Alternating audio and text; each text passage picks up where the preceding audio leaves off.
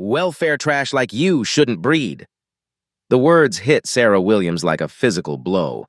Nurse Patricia Hendricks doesn't even glance up from her magazine, her thin lips curled in disgust.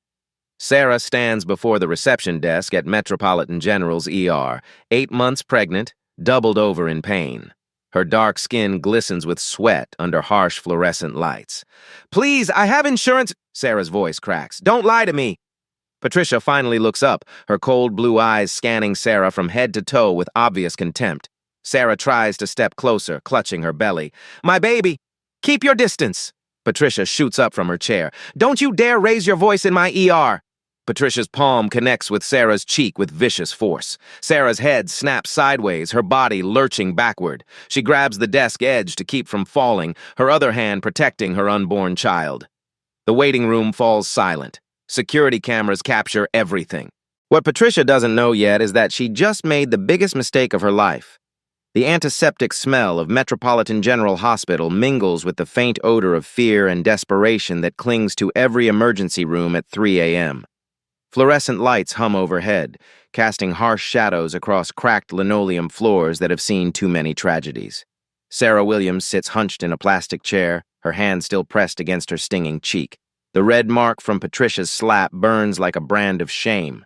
Around her, the waiting room tells 1,000 stories of human suffering. An elderly man coughs into a blood-stained handkerchief. A young mother rocks a feverish baby. A construction worker cradles his injured arm. But Sarah feels utterly alone. She pulls her worn cardigan tighter around her shoulders, trying to make herself invisible. Her wedding ring catches the light. A simple gold band that represents 3 years of happiness with James. They'd saved for months to buy their modest home in Riverside Heights, a quiet neighborhood where children ride bikes on tree-lined streets and neighbors still wave hello. Sarah teaches 2nd grade at Lincoln Elementary, where her students call her Mrs. W, and bring her crayon drawings of stick figures holding hands. She volunteers at the food bank on weekends and sings in the church choir every Sunday. Her life is simple, purposeful, ordinary. Nothing about Sarah Williams suggests she's anything more than what she appears to be. Behind the reception desk, Patricia Hendricks reigns like a queen over her sterile kingdom. At 45, she worked at Metropolitan General for 20 years, climbing from floor nurse to head of emergency services through sheer stubbornness and political maneuvering. Her blonde hair never shows a strand out of place. Her uniforms are always crisp, her shoes always polished. Patricia lives in a cramped apartment in Millfield, 30 minutes from the hospital. She drives a 15-year-old Honda with rust spots and a broken air conditioner. Her refrigerator is covered with bills, electricity, rent, car payment, each one a reminder of how far her nursing salary doesn't stretch. She watches doctors half her age drive luxury cars to their suburban mansions while she takes the bus when her Honda breaks down. She sees administrators with business degrees making decisions about patient care from their corner offices, while she deals with the blood and chaos on the front lines. Patricia has learned to find her power in small places. A harsh word here, a deliberate delay there. The ability to make someone wait just because she can. Tonight, like every night, she's the gatekeeper between pain and relief, and she decides who deserves which. The hospital itself reflects the city's deep divisions. Metropolitan General serves everyone from tech executives with platinum insurance to homeless addicts paying with crumpled Medicaid cards. The wealthy get private rooms and attentive service. The poor get folding chairs and suspicious glances. Dr. Jennifer Carter moves through the chaos with quiet efficiency. At 32, she's completing her residency in emergency medicine, working 18-hour shifts for barely enough money to pay her student loans. She notices everything. The way Patricia's voice changes depending on a patient's appearance, the longer wait times for certain demographics, the institutional blindness that allows discrimination to flourish. But residents don't challenge head nurses, not if they want good evaluations and job recommendations. Carlos Mendez pushes his mop across the floor with practiced movements, invisible to most staff and patients. He's worked the night shift for 8 years, supporting a family of 4 on wages that barely cover rent. Carlos sees everything that happens in these halls. He knows which nurses show compassion and which ones show contempt. His wife, Maria, works in the city planning office downtown. Sometimes she comes home with stories about the young mayor who's been shaking up the old boys network, fighting for affordable housing and police reform. Carlos has never met this mayor, but he respects a man who stands up for working families. Security guard Mike Foster patrols the halls with weary eyes. 23 years on the force before retiring to this easier job. He's seen enough violence to recognize the warning signs when tension starts building. Tonight, he keeps glancing toward the reception desk where that pregnant woman sits alone, and toward Patricia, who's been getting more aggressive with each passing hour. The night shift operates under different rules. Fewer supervisors, less oversight, more opportunity for those in power to abuse it. And tonight, all of these lives are about to collide in ways none of them could imagine. Sarah checks her phone, 3:47 a.m. James is probably still at City Hall wrestling with budget numbers and council politics. She doesn't want to worry him unless absolutely necessary. He carries enough stress already. She just needs someone to check on her baby, someone to tell her everything will be okay. What she doesn't know is that everything is about to change forever. Sarah's cramping intensifies at 4:15 a.m. Sharp pains shoot through her lower back like electric jolts, and she feels a wetness between her legs that makes her heart race with terror. She's lost 2 babies before. She knows the warning signs. Rising slowly from her plastic chair, Sarah approaches Patricia's desk for what feels like the 100th time tonight. Her legs shake with each step. The fluorescent lights seem brighter now, more accusing. "Excuse me." Sarah's voice is barely a whisper. "I think I might be bleeding. Could someone please—" Patricia doesn't look up from her computer screen. Her fingers tap the keyboard with deliberate slowness, each keystroke a small act of cruelty. "I told you to wait your turn. But it's been over 3 hours, and I'm really scared that—" 3 hours? Patricia's laugh is sharp as broken glass. "Honey, some people wait all night. Maybe if you had better insurance, you'd get faster service." Sarah pulls out her insurance card with trembling fingers. "I have a Blue Cross, it's good coverage. My husband's job, save the stories." Patricia finally looks up, her blue eyes cold as Arctic ice. "Every welfare case in here has some sob story about their husband's good job. Let me guess, he's a manager somewhere, right? Or maybe a supervisor." Heat floods Sarah's cheeks. "He works for the city. We're not on welfare. We pay our taxes and city worker." Patricia's voice drips with disdain. "Let me guess, sanitation, road crew? One of those cushy union jobs where you can't get fired no matter how lazy you are?" Sarah's hands instinctively protect her belly as another wave of pain crashes over her. "Please, I just need someone to check if my baby is okay. The bleeding is getting worse."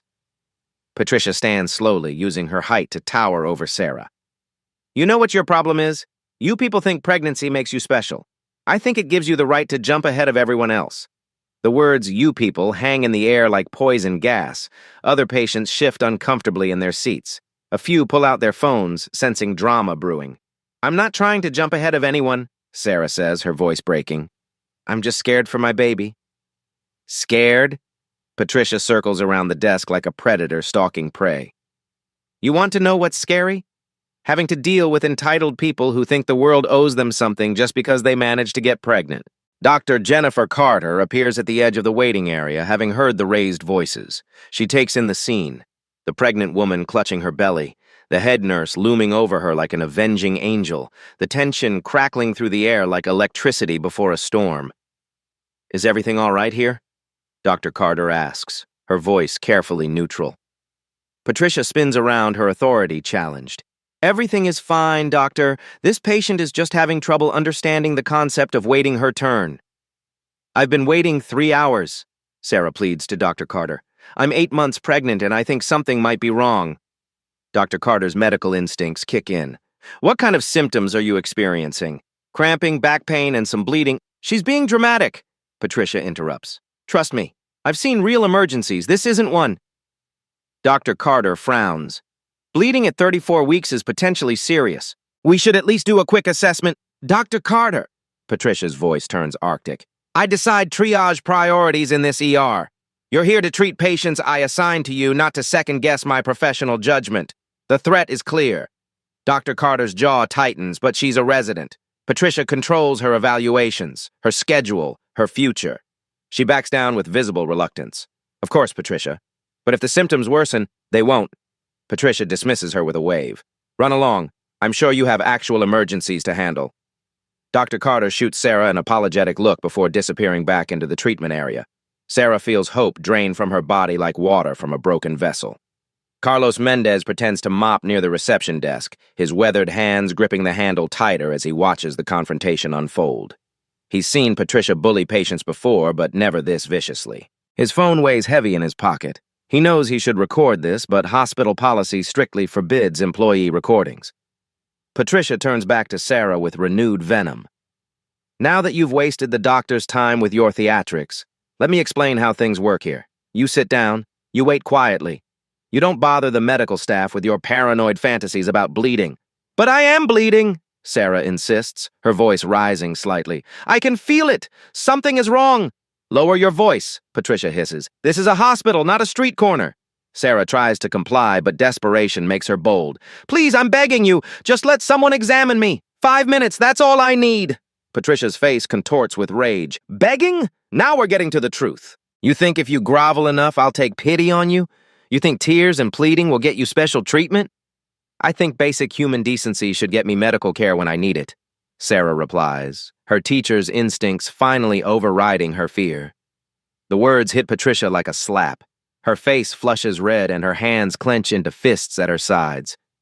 Human decency? You want to lecture me about decency? I want someone to help me save my baby. Your baby? Patricia steps closer, invading Sarah's personal space. Let me tell you something about your baby. Maybe if people like you thought before you started breeding, we wouldn't have overcrowded schools, overloaded welfare systems, and emergency rooms full of people who can't afford the consequences of their choices. Gasps echo through the waiting room. Several patients pull out their phones openly now, recording Patricia's tirade. Carlos stops pretending to mop and positions himself where he can see everything clearly. Sarah's eyes fill with tears, but her voice grows stronger. You don't know anything about me or my family. You don't know what we've been through or what we've lost. I know enough, Patricia snarls. I know your type. Come in here acting helpless, expecting everyone else to fix your problems. Well, guess what? Your problems aren't my priority. My baby's life should be everyone's priority. The words hang between them like a gauntlet thrown down. Patricia's face turns purple with fury. She's lost control of the situation, lost control of her power, and she knows it. But instead of backing down, she doubles down. Stand up, Patricia orders. What? I said stand up. I want everyone in this waiting room to see exactly what entitlement looks like. Sarah remains seated, confusion and fear warring on her face. I don't understand. You will. Patricia grabs Sarah's arm and yanks her to her feet with brutal force. Sarah cries out as pain shoots through her back and abdomen. This, Patricia announces to the room, her voice carrying across the stunned silence, is what happens when people think pregnancy gives them the right to make demands. Her hand draws back, and for a moment, time seems suspended. Carlos reaches for his phone. Dr. Carter reappears at the treatment area entrance. Security guard Mike Foster takes a step forward. And Sarah Williams, elementary school teacher and wife of a man whose true identity none of them know, stands completely defenseless against the storm about to break over her head. Patricia's palm connects with Sarah's cheek with vicious force. The impact sends Sarah stumbling backward, her hand flying to her face as tears spring to her eyes. The sharp sting radiates through her jaw, but worse is the humiliation burning in her chest. The waiting room erupts in shocked murmurs. Did she just hit a pregnant woman? Someone whispers. Oh my God, someone call security! But security guard Mike Foster stands frozen, his hand hovering over his radio. Patricia is his supervisor's friend, part of the hospital's power structure. He's seen her complaints destroy careers before. Sarah staggers against a chair, her other hand instinctively protecting her unborn child. Blood rushes to her face where Patricia's handprint blooms like a crimson flower. You hit me, she gasps, disbelief making her voice small. Damn right I did. Patricia towers over her, chest heaving with righteous fury. And I'll do it again if you keep pushing me. This is my ER, and you'll show respect or get out. Dr. Jennifer Carter rushes forward, her medical training overriding hospital politics. Patricia, what are you doing? You can't assault a patient. Assault? Patricia whirls on the young doctor. She was being aggressive and threatening. I was defending myself. She's 8 months pregnant and bleeding. Dr. Carter kneels beside Sarah, checking her pulse. This is completely inappropriate. Dr. Carter, you're out of line. Patricia's voice turns deadly quiet. I suggest you return to your duties before I call your attending physician about your insubordination. The threat hangs heavy in the air. Dr. Carter's face flushes, but she helps Sarah back into her chair. "I'm noting this incident in my report," she says quietly. "You do that." Patricia's smile is as cold as winter. "I'm sure the administration will be very interested in your version of events." Carlos Mendez can't stay silent anymore. He drops his mop with a clatter that echoes through the waiting room. "I saw what happened. That lady didn't threaten anybody." Patricia's head snaps toward him like a cobra striking. "Excuse me? Did I ask for your opinion, janitor?" "No, ma'am, but—" "Then keep your mouth shut and do your job, unless you'd prefer to find a new one." Carlos's weathered hands clench into fists, but he has 4 children and a mortgage. He picks up his mop with trembling fingers, his eyes burning with impotent rage. Sarah tries to stand again, desperate to escape this nightmare. "I'll go to another hospital. I just want to leave." "Sit down." Patricia blocks her path like a prison guard. "You're not going anywhere until I decide you can go. You can't keep me here against my will. Watch me." Patricia pulls out her phone. "Mike, get over here. We have a disruptive patient who needs to be restrained." Security guard Foster approaches reluctantly, his face ashen. "Patricia, maybe we should just let her go to— Are you questioning my authority too?" Patricia's voice rises to a shriek. "Does anyone in this hospital remember who's in charge here?" Sarah feels wetness spreading between her legs. The stress and trauma are triggering premature labor. "Something's really wrong," she whispers. "I think my water just broke." "More dramatics." Patricia doesn't even look. "You people will say anything to get attention." But Dr. Carter sees the growing stain on Sarah's dress and her face goes white. "Patricia, she needs immediate medical attention. This could be a life-threatening emergency." "The only emergency here is this woman's attitude problem." Sarah doubles over as a contraction rips through her abdomen. She's only 34 weeks pregnant. This baby is coming too early. "Please," she gasps, "something's happening to my baby." "Your baby will be fine when you learn to behave like a civilized human being." The cruelty of the words hits Sarah like a physical blow. She's been polite, patient, and desperate. She's done everything right, and still this woman treats her like garbage.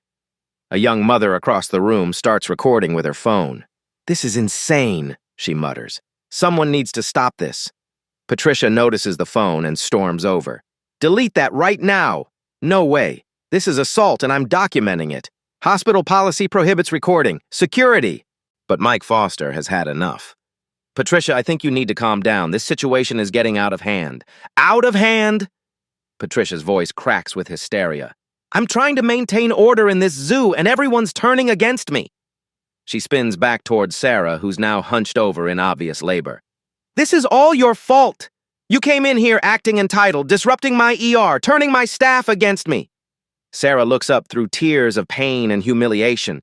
"I just wanted help from my baby." "Your baby?" Patricia's laugh is harsh and bitter. "Let me tell you something about your baby. Maybe this is nature's way of telling you that some people shouldn't reproduce." The words hit the waiting room like a bomb. Even Patricia's supporters look horrified. Someone gasps, "Oh my God." Another person whispers, "She didn't just say that." Dr. Carter steps between them. "That's enough, Patricia. I'm taking this patient to Trauma Bay 3 right now." "You'll do no such thing. I'm the charge nurse and I'm a doctor with a patient in active labor." Dr. Carter's voice cuts through Patricia's protests. "Get out of my way or I'll have you removed." Patricia's face contorts with pure malice. "You know what, doctor? Maybe you need a lesson in authority, too." She grabs the nearest phone and dials hospital administration.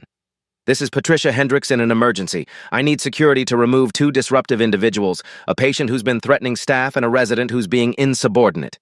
Carlos can't take any more. He pulls out his cell phone and starts recording. Hospital policy be damned. "Lady, you're crazy. This woman needs help. Put that phone away right now or I'll have you arrested." For what? Doing what's right? Carlos keeps filming as Patricia's composure completely crumbles. More patients join in the recording. The waiting room becomes a chorus of dissent against Patricia's tyranny. "This is disgusting!" someone calls out. "She hit a pregnant woman!" another voice adds. Patricia realizes she's lost complete control. Her face turns purple with rage as she screams at the room. "All of you shut up! I have 20 years of experience. I know what's best for patients. You don't know anything!"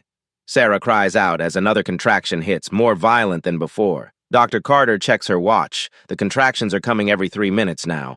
Patricia, I'm taking her to delivery whether you approve or not. Over my dead body. For a moment, the two women face off like gunfighters at high noon. Then, Patricia's phone buzzes with a text message. She glances at it, and her face transforms from rage to confusion to growing horror. The message is from the hospital administrator.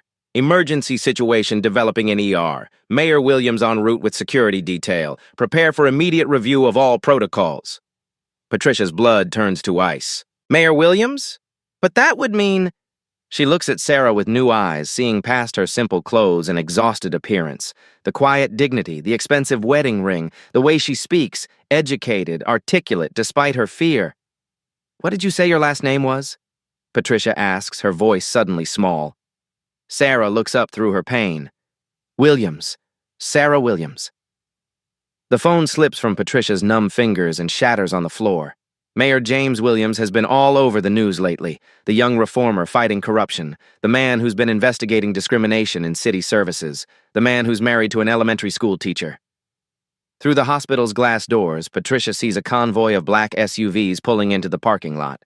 Red and blue lights flash in the pre-dawn darkness. Patricia realizes she's been recorded assaulting and denying medical care to the mayor's wife. Her world is about to end. Sarah fumbles for her phone with shaking hands, each movement sending fresh waves of pain through her body. She avoided making this call all night, hoping she could handle the situation alone. But as another contraction grips her like a vice, she realizes she has no choice. The phone rings twice before a familiar voice answers. Sarah, what's wrong? James. Her voice breaks. I'm a Metropolitan General. Something's wrong with the baby, and they won't help me. The line goes silent for a heartbeat. When James speaks again, his voice carries a weight Sarah has rarely heard, the voice of a man accustomed to being obeyed. Stay exactly where you are. Don't move. Don't sign anything. Don't let anyone touch you until I get there.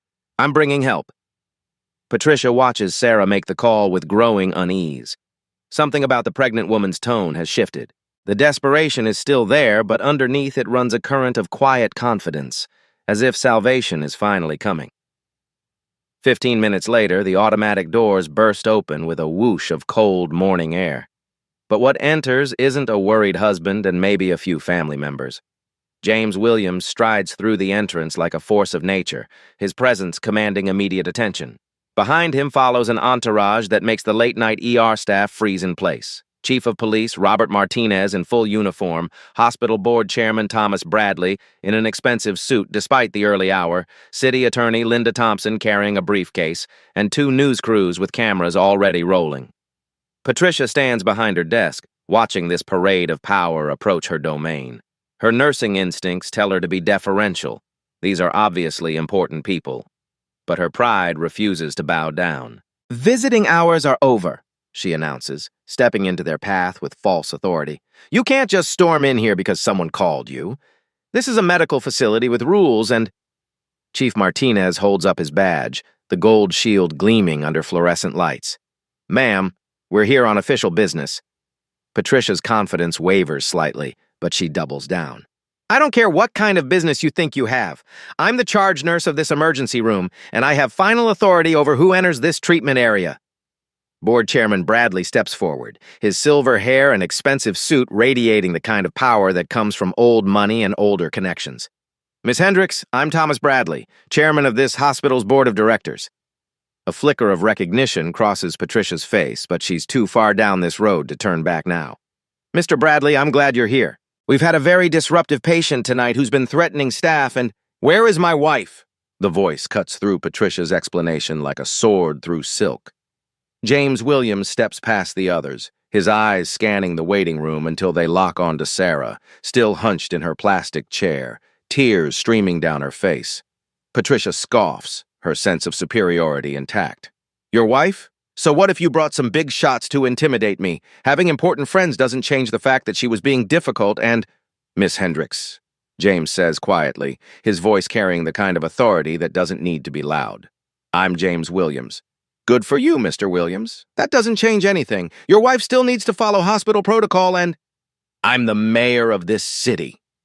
The words drop into the chaos of the ER like stones into still water, creating ripples of silence that spread outward until the entire waiting room falls quiet. Even the fluorescent lights seem to hum more softly.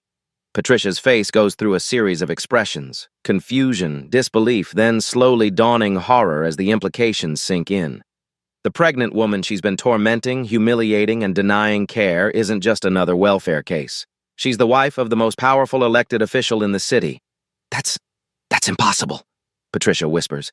She doesn't look like. Like what? James's voice is deadly quiet. Like someone who deserves basic human dignity? Like someone whose life matters? Chief Martinez steps forward, his hand resting casually on his radio. We've received multiple reports of assault and medical negligence. I'm going to need to review the security footage from tonight.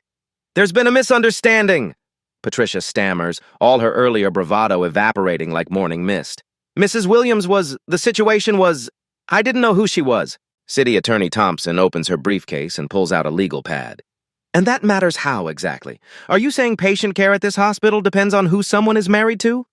Patricia realizes she's stepped into quicksand with every word. No, that's not what I meant. I treat everyone equally. Really? Dr. Carter appears from the treatment area, her face flushed with righteous anger. Because I witnessed you physically assault this woman and deny her emergency medical care for hours. Carlos Mendez steps forward, still gripping his mop handle like a weapon. I got it all on my phone. Everything she did, everything she said. The young mother with the recording holds up her device. Me too, the whole thing's already uploaded to social media. Patricia watches her 20-year career crumble in real time. The security cameras have recorded everything. Multiple witnesses have video evidence. The media is already here. There's no covering this up, no explaining it away, no making it disappear. James kneels beside Sarah's chair, his public persona melting away to reveal a terrified husband. I'm sorry I wasn't here sooner, sweetheart. Let's get you and our baby the care you need. Patricia tries one last desperate gambit. Mr. Mayor, there's been a terrible misunderstanding. If you could just give me a chance to explain. James stands slowly, and when he looks at Patricia, she sees something that chills her to the bone. Not anger. Anger would be better. What she sees is the cold, implacable gaze of justice itself. Miss Hendricks, he says quietly, the only misunderstanding here is yours. You thought power meant the right to abuse people. You're about to learn what real power actually does. The transformation happens instantly. Patricia Hendricks, who moments ago ruled this emergency room like a tyrant, now stands before the mayor with her hands trembling like autumn leaves. Mr. Mayor, please, she begins, her voice cracking. I had no idea who your wife was. If I had known... Stop! James's voice cuts through her desperate plea. That's exactly the problem, Miss Hendricks. You didn't think it mattered who she was. Hospital Administrator Dr. Margaret Hayes bursts through the ER doors, still adjusting her hastily thrown-on jacket. Her face is pale with the kind of panic that comes from knowing your career is about to implode. She takes one look at the scene, the mayor, the police chief, the news cameras, and Patricia standing in the center like a deer in headlights. Mr. Mayor, I came as soon as I heard. This is completely unacceptable and... Patricia Hendricks is suspended immediately, Board Chairman Bradley announces, his voice echoing through the waiting room. Security will escort her from the premises. Her access to all hospital systems is terminated effective now. Patricia's face goes white as paper. You can't do this. I have union protection. I have seniority. You need proper documentation and... City Attorney Thompson looks up from her legal pad. Actually, we have documentation. Hours of security footage, multiple witness testimonies, and video evidence of you assaulting a patient. The union won't protect you from criminal charges. Dr. Carter steps forward, her medical bag already in hand. Mrs. Williams, we need to get you to deliver immediately. Your contractions are coming every 2 minutes now. As James helps Sarah to her feet, Patricia makes one final desperate attempt to salvage something from the wreckage. Mrs. Williams, I sincerely apologize for any misunderstanding tonight. I was having a difficult shift, and I made some poor choices. If you could find it in your heart to... Sarah looks back at her, exhaustion and pain etched in every line of her face. You didn't apologize when you thought I was powerless, Miss Hendricks. You apologized when you found out who I was married to. The words hit Patricia like a physical blow. Around the waiting room, patients nod in agreement. Carlos Mendez puts away his mop and pulls out his phone again, making sure he captures Patricia's final moments of authority. I want her removed from this hospital immediately, Dr. Hayes tells security. Clear out her locker, collect her badge and keys. She's banned from all hospital property pending the investigation. Two security guards approach Patricia, their faces grim but professional. "Ma'am, we need you to come with us." "This isn't fair," Patricia protests as they take her arms. "I've worked here for 20 years. I know this hospital better than anyone. One mistake shouldn't—" "One mistake?" Chief Martinez steps into her path. "Ma'am, preliminary investigation suggests this isn't your first incident of discriminatory behavior. We'll be reviewing your entire employment record." As the security guards escort Patricia toward the exit, she passes Carlos Mendez. The janitor looks her straight in the eye, his weathered face showing no sympathy. 20 years, he says quietly. 20 years you've been treating people like dirt, thinking nobody important was watching. Guess you were wrong. Patricia's legs nearly give out as the full weight of her situation crashes down on her. Not only is she losing her job, she's facing criminal charges, assault on a pregnant woman, civil rights violations. The videos are already going viral on social media. Her name will be synonymous with hospital racism. Dr. Carter wheels a gurney into the waiting room as Sarah's condition deteriorates. "We need to move now. This baby is coming whether we're ready or not." As James helps his wife onto the gurney, Chief Martinez signals to his officers. "I want this entire incident documented. Every witness statement, every piece of video evidence, every security recording. And I want charges filed within 24 hours. The automatic doors close behind Patricia with a final whoosh, cutting her off from the world she'd controlled for 2 decades. Through the glass, she can see the news crews setting up their equipment, preparing to tell the story of her downfall to the entire city. Inside the ER, normalcy begins to return. Dr. Carter takes charge of Sarah's care with the kind of competence and compassion that should have been shown hours ago. Other staff members whisper among themselves, sharing stories they'd never dared tell before about Patricia's previous behavior. Carlos picks up his mop and returns to his work, but there's a spring in his step that wasn't there before. Justice, real justice, has finally come to the Metropolitan General's emergency room. And for the first time in 20 years, the night shift operates without fear. James holds Sarah's hand as they rush toward the delivery room. "Everything's going to be okay now," he whispers. "You're safe. Our baby's going to be safe." Outside in the parking lot, Patricia sits in her car, staring at her terminated employee badge, wondering how her world collapsed so completely in the span of 15 minutes. The answer is simple. It had been collapsing for 20 years. Tonight, someone finally noticed. 3 weeks later, the investigation into Patricia Hendricks has become a citywide reckoning. What started as one incident in an emergency room has peeled back layers of institutional discrimination that stretch back decades. District Attorney Sarah Carter sits in her downtown office, surrounded by boxes of evidence that paint a disturbing picture. Her desk is covered with complaint forms, witness statements, and video recordings that tell the same story over and over. Patricia Hendricks has been a predator in scrubs for years. 47 formal complaints, she tells her assistant, flipping through a thick folder. 47 times patients tried to report discriminatory treatment, and every single complaint was either dismissed or buried in bureaucratic red tape. The evidence is overwhelming. Security footage from multiple dates showing Patricia deliberately delaying care for minority patients. Recorded conversations where she makes racist comments to other staff members. Testimony from former colleagues who were too afraid to speak up until now. Dr. Marcus Johnson, a black physician who left Metropolitan General 2 years ago, finally breaks his silence. "Patricia made my life hell," he tells investigators. "She would forget to notify me about emergency cases, delay test results for my patients, even spread rumors about my competence. I knew it was because of my race, but proving it seemed impossible." The hospital's own records reveal a damning pattern. Under Patricia's supervision, Black and Hispanic patients waited an average of 2 hours longer for treatment than white patients with identical symptoms. Complaint resolution times followed the same racial disparities. Pain medication was prescribed less frequently to minority patients, regardless of medical need. Hospital Board Chairman Thomas Bradley calls an emergency meeting as the scope of the cover-up becomes clear. "How did we miss this for 20 years?" he demands. But the answer is uncomfortable. They didn't miss it. They ignored it.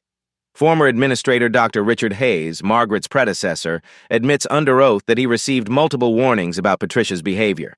She was efficient, experienced, and the emergency department ran smoothly under her supervision. "We chose to focus on those metrics rather than investigate discrimination claims that seemed subjective." The Federal Department of Justice launches its own investigation, sending a team of civil rights attorneys to review every aspect of Metropolitan General's operations. What they find shocks even seasoned investigators. This wasn't just one rogue employee, explains FBI agent Maria Santos as she briefs the media. This was systemic institutional failure.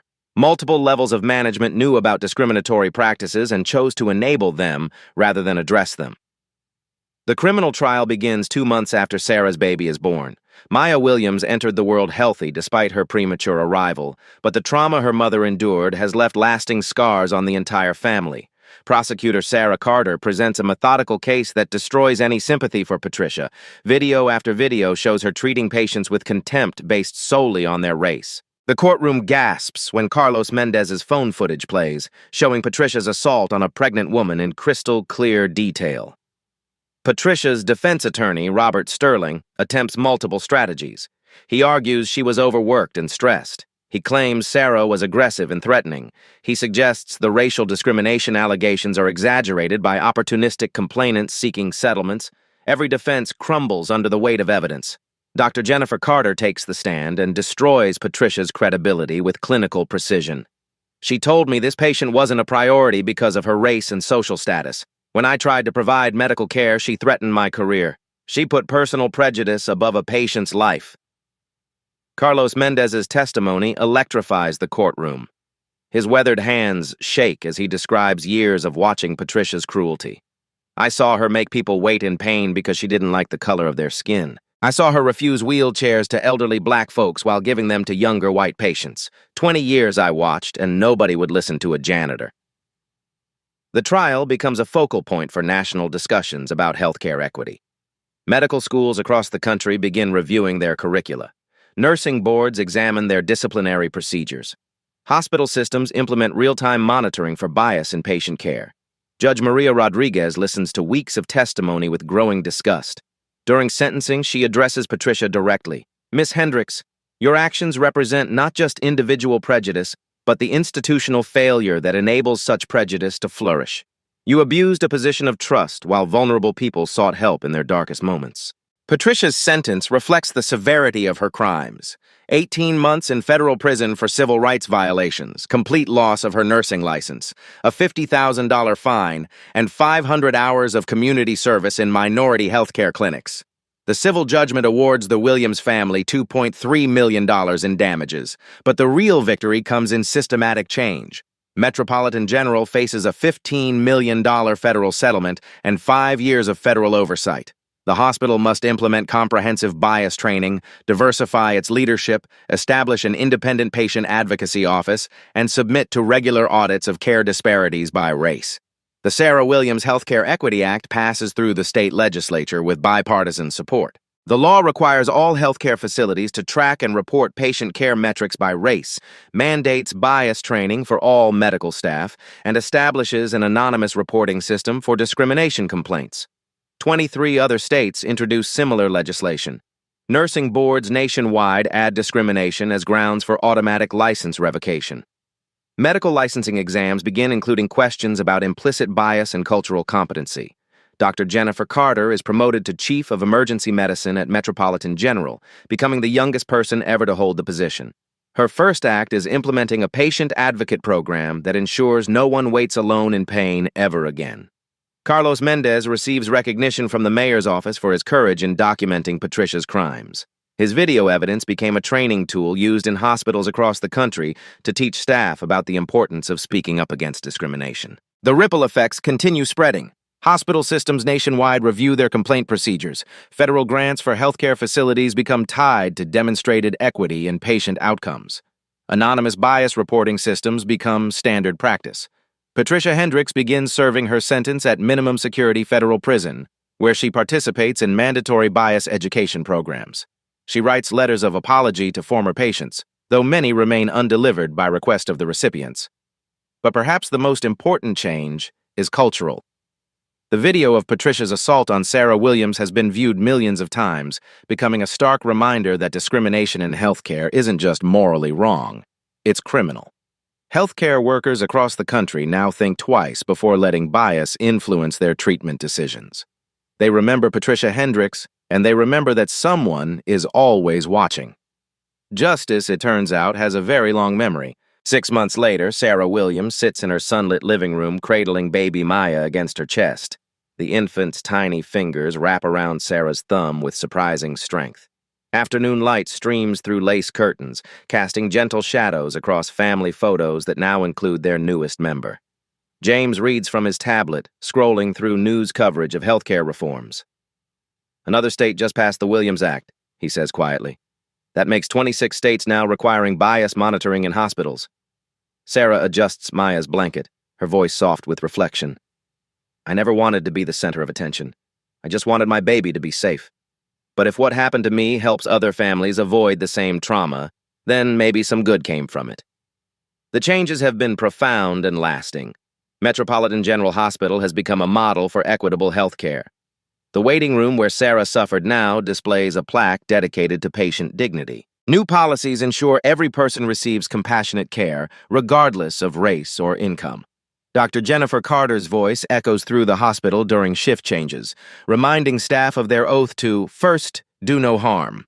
Patient satisfaction scores have reached record highs across all demographics.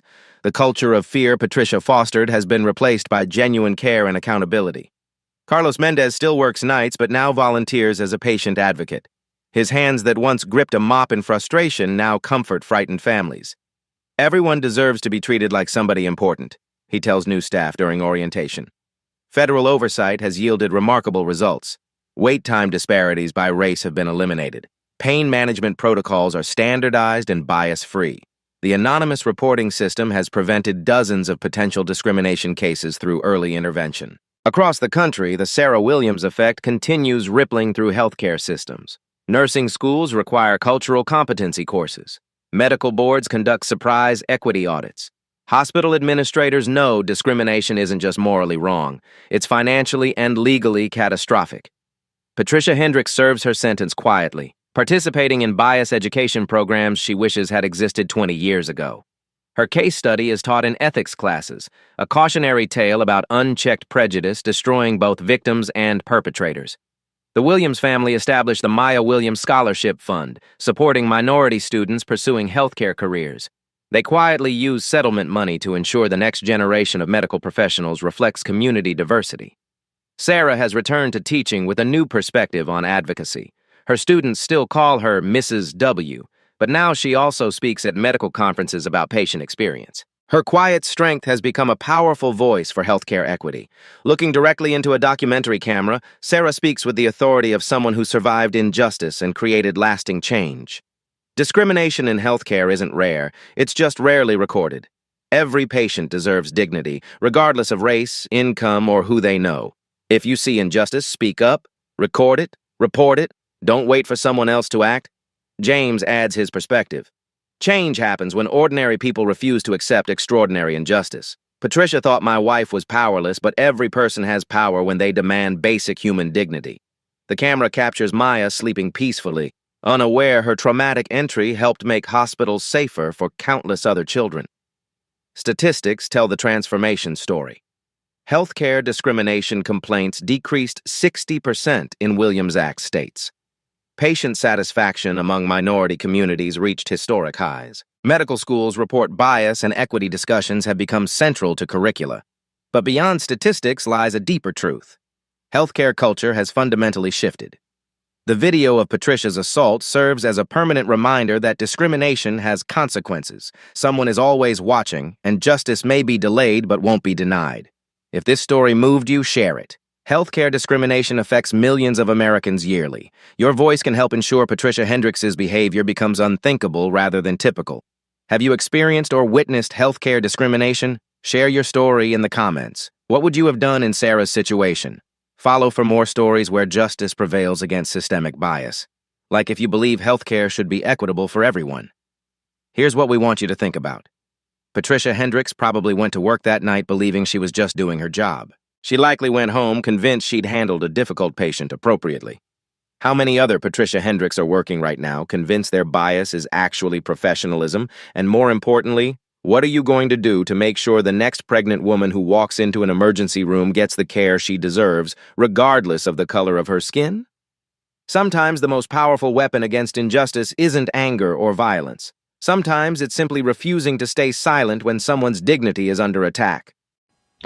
The story you heard today wasn't cleaned up. It was told exactly as it happened. At Black Voices Uncut, we believe that's the only way truth can live. If you felt something, hit like, comment, and your reaction, and subscribe. Every week, we bring you voices that refuse to be silenced.